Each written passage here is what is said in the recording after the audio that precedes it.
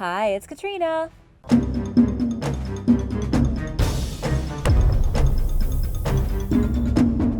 Number 10. Sea Monster Attack. A few years ago, Scottish engineers discovered the wreckage of a German submarine from World War I sitting at the bottom of the ocean while they were laying undersea power lines. It turns out this mysterious submarine wreck may just be the notorious UB-85, the German U-boat that was attacked by a sea monster. As outrageous as that sounds, the story has been going around for over 100 years. It started on April 30th, 1918, when Captain Krech and his crew were captured by the HMS Coropsus, a British warship. The British thought it was strange that they had captured the submarine crew so easily. When they began to interrogate the Germans, they told the British that their submarine couldn't dive because it had sustained serious damage when attacked by a beast from the bottom of the ocean. According to the eyewitness reports, the mysterious monster had horns, huge teeth, and evil eyes. The creature was so big that when it climbed onto the side of the submarine, the vessel tilted and nearly flipped upside down. The creature took chunks out of their forward gun with its teeth, scratched up the side of their vessel, and forced the crew to abandon ship and surrender to the British. But just how much of this story is true? The submarine definitely existed, these people were certainly captured, and the wreckage is still at the bottom of the ocean. However, unless somebody dives down and checks out the hull of the submarine, we'll never know if it does indeed have claw marks from some kind of terrible monster. Number 9. The Asaro Mudmen. In the highlands of Papua New Guinea, one of the most primitive frontiers on Earth, there is an ancient tribe of people known as the Asaro Mudmen. They are still living life as if in the Stone Age, with almost no contact with the outside world. There are about 90 tribes living in the area, but the Asaro are arguably the most terrifying. They practice a bizarre form of psychological warfare in which they cover their bodies with mud and put on scary clay masks with demonic faces painted on them to scare their enemies. The origin of their horrifying appearance is unknown. Some say they've been doing this for centuries. It all started when the Asaro warriors were forced to retreat during a battle and hide in a river. They all held their breath and covered themselves with mud and clay from the bottom. When they thought the coast was clear, they emerged from the river at night and tried to run. The enemy caught up to them, but when they saw their pale white bodies, they thought they were evil spirits from the forest and were so afraid they ran away. And so began the tradition for the Asaro to dress up like ghosts to terrify their enemies. Others say the mud came about because of tribal fights in the 1800s, with warriors wearing the spooky disguises to hide their identities when assassinating people. They would also cover themselves with mud and wear their scary masks and bamboo fingernails to sneak around and scare the daylights out of their victims. Number 8. Parachuting dogs. During World War II, there was an entire regiment of parachute dogs. These brave animals even fought during D-Day alongside the Allies. Before this, dogs were used quite frequently during the war. Dogs were used as scouts and were trained to stay calm around loud noises like aircraft propellers and gunshots and could sniff out explosives. But these dogs specifically were trained to wear parachutes and jump out of airplanes, and after a while, they didn't even seem to mind. There are 3 dogs whose stories have carried on even today. They are Rainy, Bing, and Glenn. Bing survived World War II and was awarded with the Dickin Medal, the animal version of the Victoria Cross. When he died in 1955, the veteran parachuting dog was buried in a cemetery in the northeast of London and given full animal honors. There is also a replica of him at the Parachute Regiment and Airborne Forces Museum in Duxford. The other dogs were not so lucky. Glenn died on D-Day while fighting with his handler, Emile Cortel. They are buried together in the Commonwealth War Grave Cemetery. The final dog, Rainy, was the only female parachuting dog who fought during the war, a German shepherd who battled bravely but unfortunately lost her life. Number 7. Nazi Breeding Program. The Lebensborn were the result of a secret Nazi breeding program that lasted from between 1935 and 1945, part of a plan to design racially pure children that could be used by Hitler's Third Reich. It was quite horrifying, with the program encouraging fit women who were racially correct in the eyes of the Nazis to bear children that encouraged Aryan ideals. The program had special birthing facilities, secret identities, and they even stole over an estimated 200,000 children. But the program came around even before World War II broke out. It started in the First World War, when the male population of Germany fell into a sharp decline because of all the casualties. When Hitler came to power in 1933, he needed more men. In 1935, Heinrich Himmler came up with the idea that to dissuade women from getting abortions, if they had racially pure German children, they could simply hand them over to the state and they would take care of them. But things only got worse. As more and more soldiers were killed, there was a systematic need for more healthy fighting men. And so the experiment went a bit out of control, with the Germans moving to kidnapping and stealing kids from orphanages to add them to their ranks. The child-napping mania went on until the war finally ended, resulting in a whole lot of orphans and confused children who didn't know who their parents were. Another sad reminder of other damages that war can bring. Number 6. The Great Emu War. The Great Emu War was a very real war fought by Australian soldiers. It happened in the years between World War I and World War II. The Australian government was having a difficult time finding things for their veterans to do when they got home. There was a soldier settlement scheme that started in 1915, in which soldiers were given plots of land to farm. This worked out for about 5,000 soldiers, who went on to cultivate wheat and sheep and became farmers.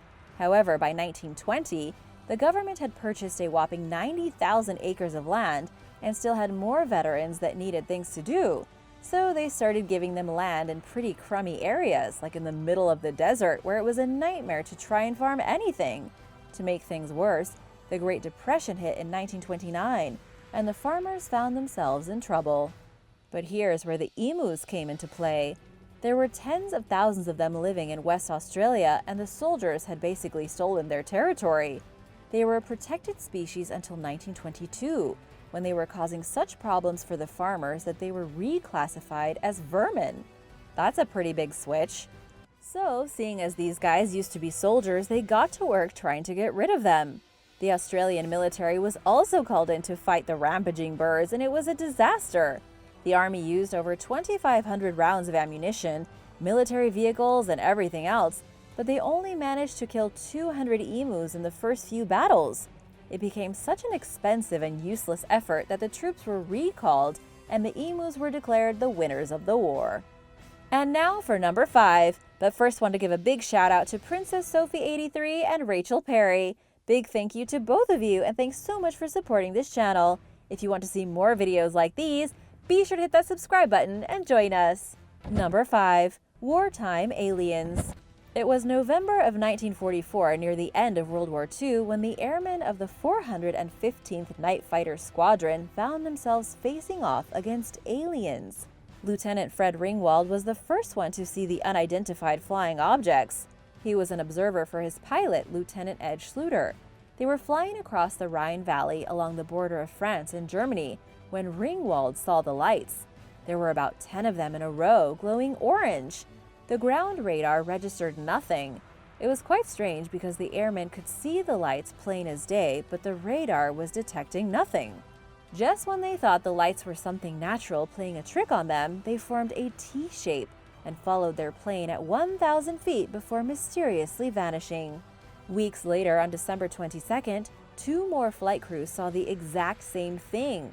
The unidentified flying objects were bright orange and were seen rising from the surface to 10,000 feet in the air. The lights would then vanish, then appear in a new spot, and then vanish again. These objects have never been officially identified, and there were more sightings of them all the way into January. Some say they were flares, some say weather balloons, but others are convinced it was aliens. Number 4. Vietnamese Ghosts. While some were dealing with aliens, soldiers during the Vietnam War stationed in Saigon had to deal with ghosts. The building at 727 Tran Hung Dao in modern Ho Chi Minh City was used as a housing unit for American soldiers during a large portion of the war, but the story of the ghosts goes back to its original construction. It's been said that many of the workers building it died and that their spirits never left. The locals blame the number of floors for the deaths of the workers, since the building had 13 floors, and 13 is an unlucky number. Amazingly, the architect who designed the building called in a shaman to get rid of the ghosts and evil spirits that were allegedly haunting it. The shaman brought with him the corpses of 4 dead virgins and then buried one at each of the 4 corners.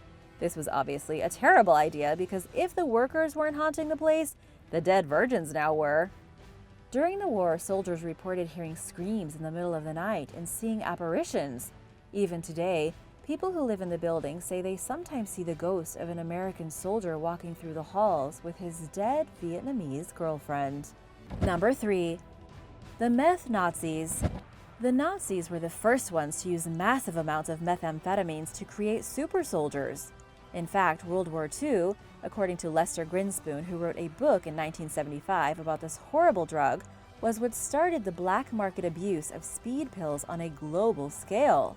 It's true that Japanese, American, and British soldiers all ate huge amounts of amphetamines to stay alert during the brutal fighting, but it was the Germans who did it the most enthusiastically, encouraging their soldiers to pop pills like candy throughout all the phases of the war. This is crazy because in Nazi ideology, drugs were a huge no-no.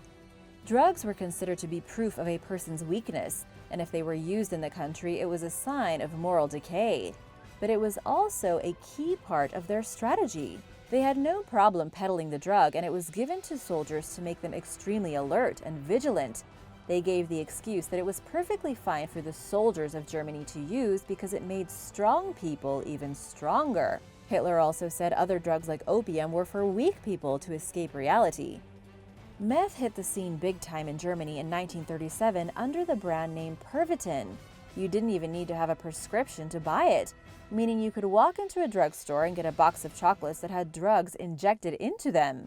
It became not only a huge problem for the soldiers who got addicted to it, but also for much of Germany, with the civilians at home consuming massive amounts of what was basically meth.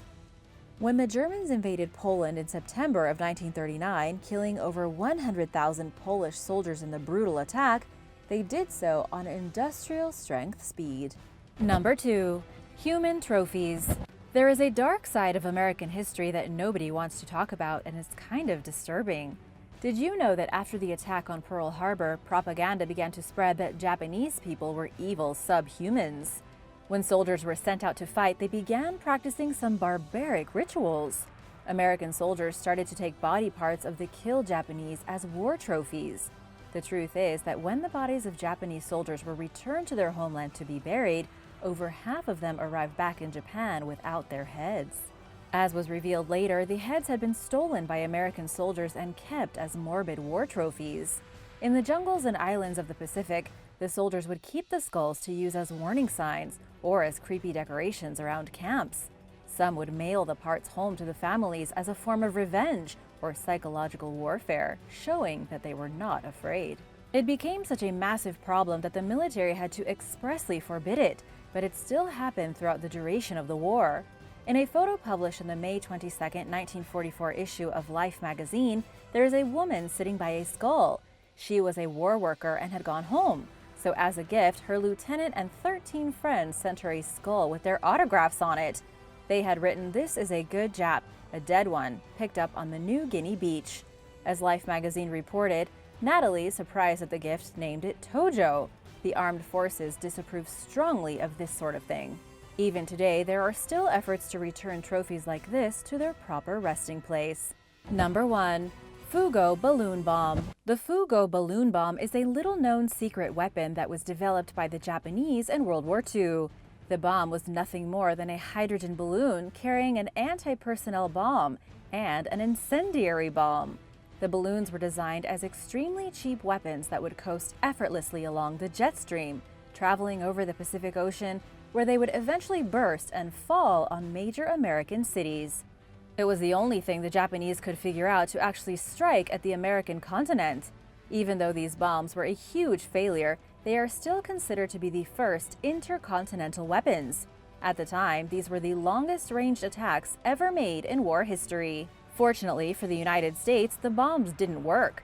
Because of the unpredictability of the weather, the balloons would get lost. They would explode before they ever made it to America, and none of the U.S. cities were ever decimated in the way Japan had hoped.